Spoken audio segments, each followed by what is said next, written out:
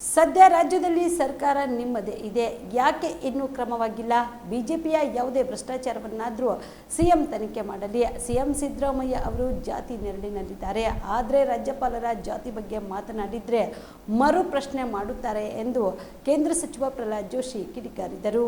ಹುಬ್ಬಳ್ಳಿಯಲ್ಲಿ ಸುದ್ದಿಗಾರರೊಂದಿಗೆ ಮಾತನಾಡಿದ ಅವರು, ಅಂಬೇಡ್ಕರ್ ಅವರಿಗೆ ಅಪಮಾನ ಮಾಡಿರುವ ಅವರನ್ನು ಚುನಾವಣೆಯಲ್ಲಿ ಸೋಲಿಸಿದ ಪಾರ್ಟಿಯಲ್ಲಿ ಇರೋದು ಸಿದ್ದರಾಮಯ್ಯ. ದೇವರಾಜ್ ಅರಸರಿಗೆ ಅಪಮಾನ ಮಾಡಿದವರು ಕಾಂಗ್ರೆಸ್ನವರು. ಅಂಬೇಡ್ಕರ್ ಅವರ ಸಮಾಧಿಗೆ ಜಾಗ ಕೊಡಲಿಲ್ಲ, ಅವರನ್ನು ಚುನಾವಣೆಯಲ್ಲಿ ಸೋಲಿಸಿದವರಿಗೆ ಪ್ರಶಸ್ತಿ ನೀಡಿದ್ದು ಕಾಂಗ್ರೆಸ್. ಸಿದ್ದರಾಮಯ್ಯ ಅವರೇ ನಿಮ್ಮ ಬೆನ್ನು ಮೊದಲು ನೋಡಿಕೊಳ್ಳಿ, ನೀವು ಇರುವ ಪಕ್ಷ ದಲಿತರಿಗೆ ಎಷ್ಟು ಅಪಮಾನ ಮಾಡಿದೆ ಅಂತ ತಿಳಿದುಕೊಳ್ಳಿ ಎಂದರು. ಇನ್ನು ಕಾಂಗ್ರೆಸ್ನವರು ಕುಮಾರಸ್ವಾಮಿ ಅವರ ಮೇಲಿನ ಪ್ರಕರಣದ ಬಗ್ಗೆ ಈಗ ಮಾತನಾಡುತ್ತಿದ್ದಾರೆ. ಆದ್ರೆ 2018ರಲ್ಲಿ ಅವರ ಮನೆಗೆ ಹೋಗಿ ಸಿಎಂ ಮಾಡಿದ್ದು ಇದೇ ಕಾಂಗ್ರೆಸ್ನವರು. ಸಾವಿರಾರು ಸೈಟ್, ಸಾವಿರಾರು ಕೋಟಿ ಅವ್ಯವಹಾರ ಮುಡಾ ಪ್ರಕರಣದಲ್ಲಿ ನಡೆದಿದೆ. ಅದನ್ನು ಮುಚ್ಚಿ ಹಾಕಲು ಕಾಂಗ್ರೆಸ್ನವರು ಪ್ರಯತ್ನ ಮಾಡುತ್ತಿದ್ದಾರೆ ಎಂದು ಜೋಶಿ ಕಿಡಿಕಾರಿದರು.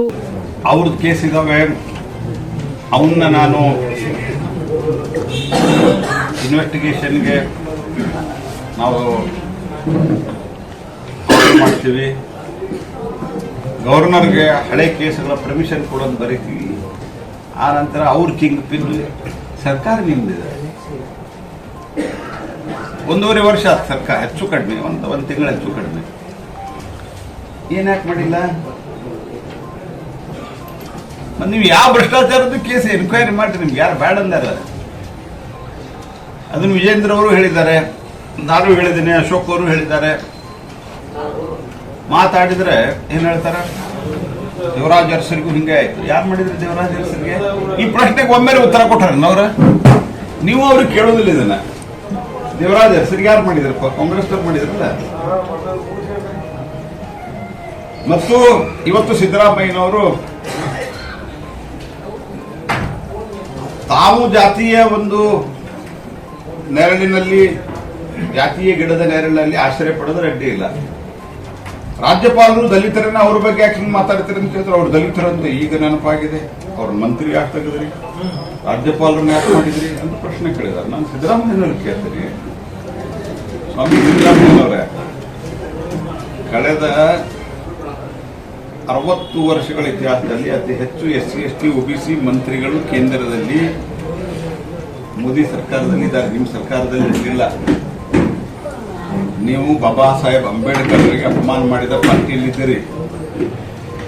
ಅವರಿಗೆ ಜಾಗ ಕೊಡ್ಲಿಲ್ಲ, ನೀವು ಕ್ರಿಮೇಷನ್ಗೆ ಜಾಗ ಕೊಡ್ಲಿಲ್ಲ.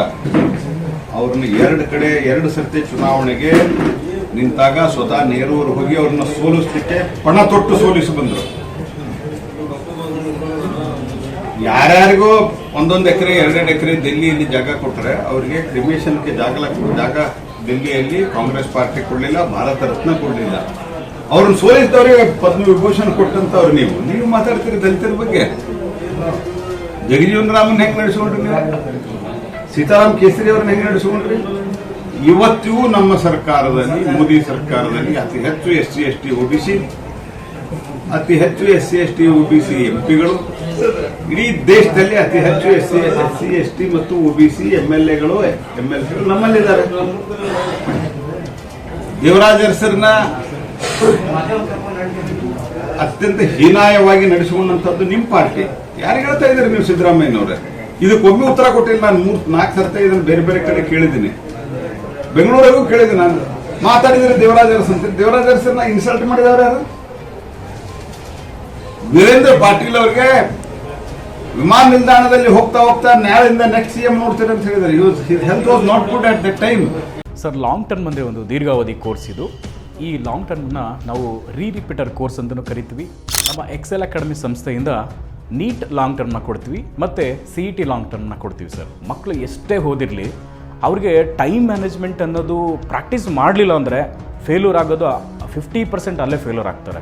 ನೀಟಲ್ಲಿ ರ್ಯಾಂಕ್ ಬರೋದು ಮತ್ತು CETಯಲ್ಲಿ ರ್ಯಾಂಕ್ ಬರೋದು 100% ಗ್ಯಾರಂಟಿ ಆಗ್ತದೆ. ಅದಕ್ಕೆ ನಮ್ಮ ಒಂದು ಎಕ್ಸೆಲ್ ಸಂಸ್ಥೆಯಿಂದ ಈ ಒಂದು ಕಾನ್ಸೆಪ್ಟ್ನ ಹೇಳ್ಕೊಟ್ಟು ಮಕ್ಕಳಿಗೆ ಹೈಯೆಸ್ಟ್ ಸ್ಕೋರ್ ತೆಗ್ತಾ ಬರ್ತಾ ಇದೀವಿ. ಸರ್, ನಮ್ಮ ಎಕ್ಸೆಲ್ ಅಕಾಡೆಮಿ ಸಂಸ್ಥೆಯಲ್ಲಿ ಮಾತ್ರನೇ ಒಂದು ಡೈಲಿ ಟೆಸ್ಟ್ ಕಂಡಕ್ಟ್ ಮಾಡೋದು. ಪ್ರತಿ ಸರಿ ಪೇರೆಂಟ್ಸ್ ಹತ್ರ ಮಾತಾಡ್ಬೇಕಾದ್ರೆ ಸೀಟ್ ತಗೊಂಡ್ ಬರ್ತೀವಿ ಕನ್ಫರ್ಮ್ ಆಗಿ ಅನ್ನೋದೇ ಲಾಸ್ಟ್ ಅಥವಾ ಫಸ್ಟ್ ಡೈಲಾಗ್ ಆಗಿರುತ್ತೆ. ಅಷ್ಟೊಂದು ಇನ್ಕ್ರೀಸ್ ಆಗಿದೆ 2 ವೀಕ್ಸ್ ಅಲ್ಲಿನೇ. ಇವಾಗ ನಾವು ಹೆಣ್ಮಕ್ಳು ಹಾಸ್ಟೆಲ್ ಹತ್ರ ಇದೀವಿ. ಇದು ನಮ್ಮ ಹೆಣ್ಮಕ್ಳು ಹಾಸ್ಟೆಲ್. ಇದು 7 ಫ್ಲೋರ್ ಬಿಲ್ಡಿಂಗ್. ಇದರಲ್ಲೇ ಕೋಚಿಂಗು ಪ್ಲಸ್ ಹಾಸ್ಟೆಲ್ಲು ಒಂದು ಇದರಲ್ಲೇ ಇರುತ್ತೆ, ಒಂದೇ ಬಿಲ್ಡಿಂಗಲ್ಲೇ. ಇದರೊಳಗಡೆ ಡೈನಿಂಗ್ ಹಾಲು ಮತ್ತು ಅಕಾಮಿಡೇಷನ್ ಎಲ್ಲ ಕ್ಲಾಸ್ ರೂಮ್ ಎಲ್ಲ ಇದರಲ್ಲೇ ಪ್ರೊವೈಡ್ ಮಾಡಿರ್ತೀವಿ ನಾವು. ರೂಮಲ್ಲಿ 4 ಜನ ಇರೋ ಥರ ನಾವು ಅರೇಂಜ್ ಮಾಡಿರ್ತೀವಿ. ಅವ್ರ ಕಬೋರ್ಡು ಕೂಡ ಅವ್ರಿಗೆ ನಾವು ಪ್ರೊವೈಡ್ ಮಾಡಿರ್ತೀವಿ ಅವ್ರಿಗೆ. ಸೊ ಹೈಜೆನಿಕ್ ಮೇಂಟೈನ್ ಮಾಡಿರ್ತೀವಿ.